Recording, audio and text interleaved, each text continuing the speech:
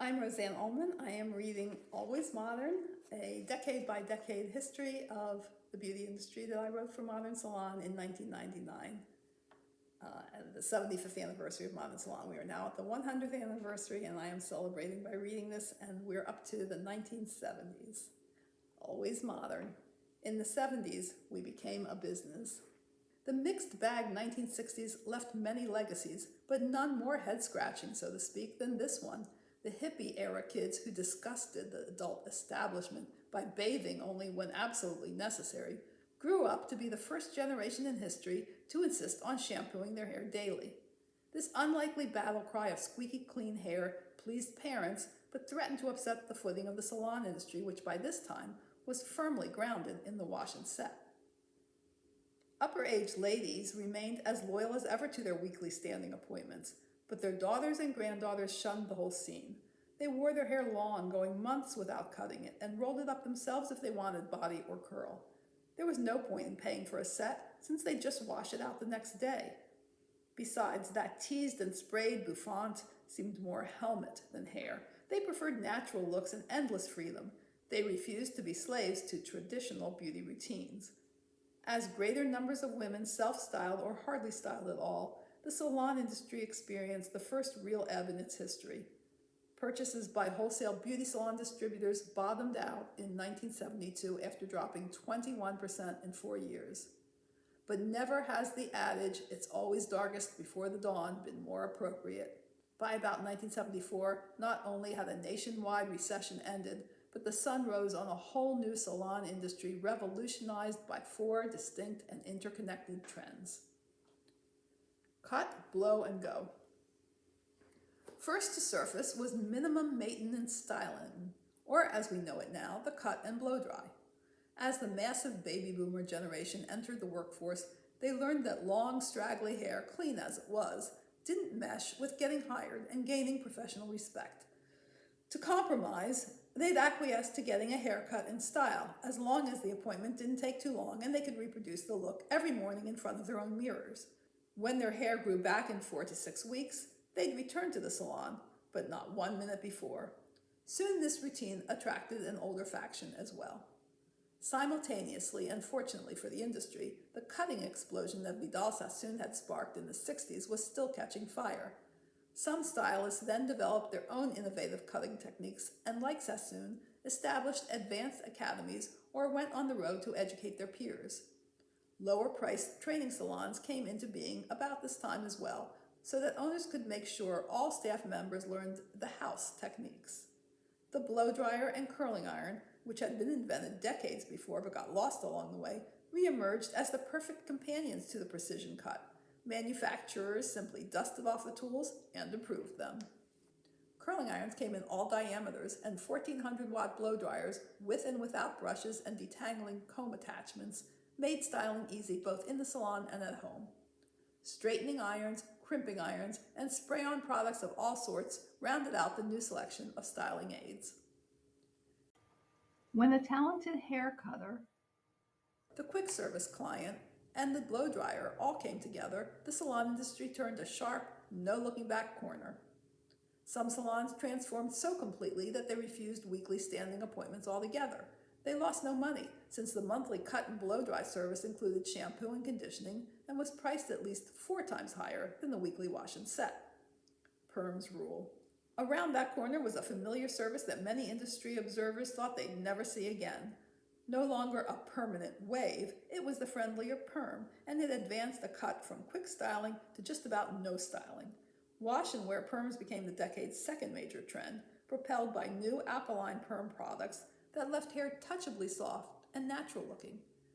They were an immediate hit. Surveys showed as much as half of all salon clients getting these new perms. Relaxing services flourished as well, particularly in the African American market. But jumping in dollar volume from $600 million in 1975 to $2.5 billion in 1979, it was the high-ticket perm, paired with a cut, that was responsible for salons' soaring 70s income. Stylists and clients happily experimented with spiral perms, knot perms, and other wrapping innovations, depending on whether the client wanted loose waves, wet look tendrils, just extra body, or the frizzies, tight curl, afro-inspired looks. Scrunch the hair with your fingers or just let it dry in the wind. The carefree nature of perms had tremendous appeal to the impatient young working woman and man. Gender gaps close. The third trend of the 70s was completely unexpected but so significant that it just about doubled the market. The same evolution that gradually transformed young women from earth mother to assertive employee was similarly taking place among long-haired males. They wouldn't get their father's haircuts, but they'd go as far as to clip off some of the hair and groom it neatly, and maybe they'd keep their mustache and sideburns, so there. But Dad's barber didn't know much about making the kids' collar-length hair palatable to the boss at work, much less designing a versatile look that could be blown dry into a casual weekend style. Asking about a perm could really end things between the guy and his barber. Where to turn? Where else? The salon. Before they could rip the pastel-flowered paper from the wall and replace it with tan and brown plaid, salon owners found men sitting in their stations. The trend was so market-driven that all a salon had to do was throw a banner into the front window stating, "We do men's cuts," and its transformation to a unisex styling salon was complete. Retailing ramps up.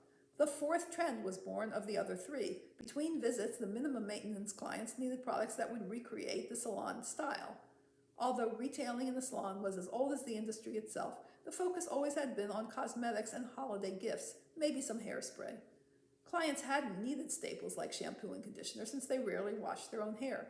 When all that changed, salons achieved retailing success just by displaying the same products on retail shelves that the staff used for services.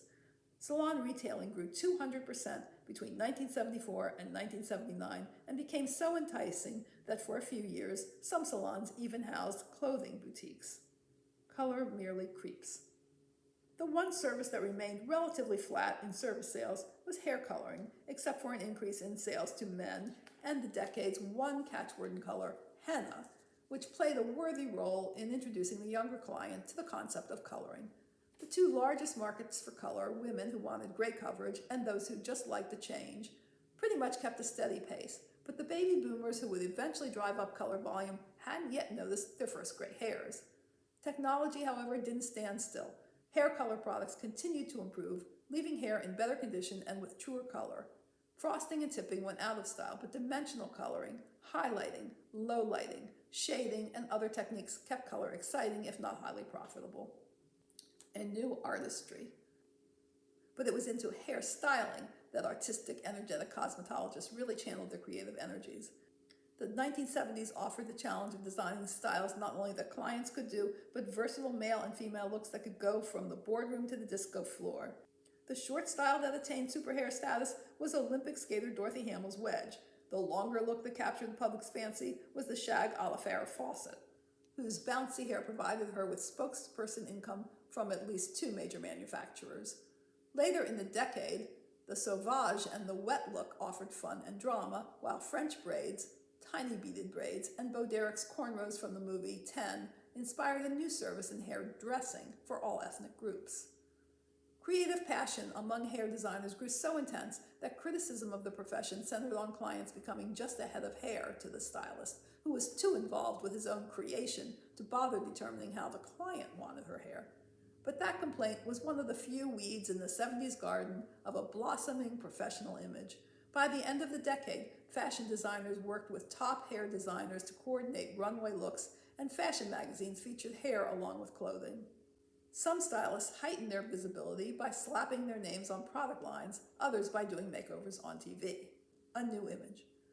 Shedding the old beautician uniforms for a more contemporary look in street clothes that matched the salon's color scheme or image, these new hairdressers related to the client more and more as a talented beauty advisor and less as the gossipy friend down the street. In addition, the best were earning an income that rivaled more traditionally prestigious professions. Smart owners did very well. They raised prices, accepted credit cards, replaced straight commission of up to 60% with more complex compensation structures, developed salon menus, published brochures that carried early versions of a mission statement, learned how to target market, required staff to take advanced education that they often helped to fund, and immediately saw the in-salon educational potential of videotape. The 70s marked the beginning of the modern business principle that change is inevitable. Either you grow or you wither, and several thousand salons went under during this time. Expansion came in the form of owners building bigger salons, opening second and third salons, or going into platform styling for manufacturers. This environment created fertile ground for salon chains like Fantastic Sam's to spring up and nudge independent salons into tighter management in order to remain competitive. At long last, salon owners were forced to learn their management lessons.